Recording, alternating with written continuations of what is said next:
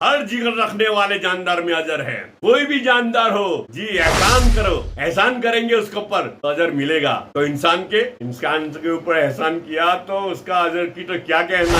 जागो प्यारे जागो, चैन से सोना है तो अभी जाग जाओ। बिस्मिल्लाहिर्रहमानिर्रहीम। बड़ी चीज इखलास है, यानी खालिस अल्लाह के लिए कोई काम करना जिसमें दुनिया की कोई गरज शामिल न हो, न इससे दुनिया कमाना मकसूद हो, न शोहरत वजाहत मतलूब हो।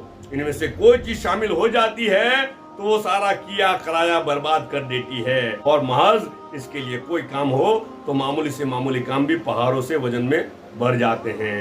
हजरत लुकमान अलैहिस्सलाम ने अपने साहिबजादे को नसीहत की कि जब तुझसे कोई गुनाह सादिर हो जाए तो सदका किया कर, इसलिए कि ये गुनाह को धोता है और अल्लाह जल्ल शान के गुस्से को दूर करता है। उस फाहिशा औरत ने पानी पिलाया कुत्ते को, इखलास था। क्या था? किसी को दिखलाने के लिए, शो ऑफ करने के लिए, जग जाहिर करवा माटे, वाहवाही लेने के लिए।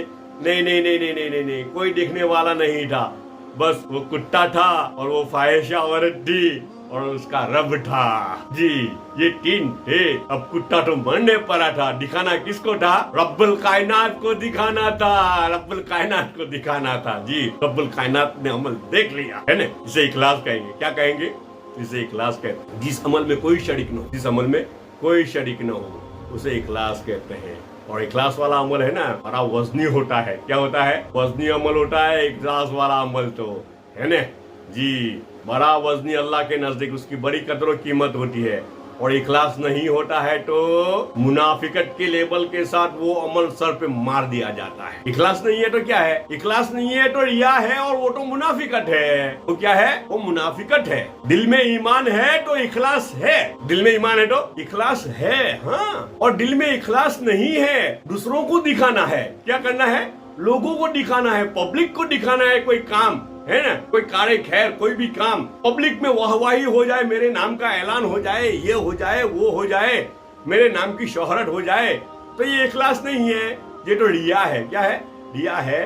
तो इखलास नहीं है और रिया वाला अमल है वो तो जी मरदूद है। वो क्या है? मरदूद। इसलिए इखलास और ईमान जुड़े हुए हैं। जहाँ जहाँ देखो कलाम पाक में भी आप देखना, कलमे का बात आई, ईमान की बात आई, वहाँ इखलास की भी बात आई, वहाँ इखलास की भी बात आई। ईमान और इखलास पैरेलल है, एक साथ है, उसको अलग नहीं किया जा सकता, उसको अलग नहीं किया जा सकता, साथ में है ना जी।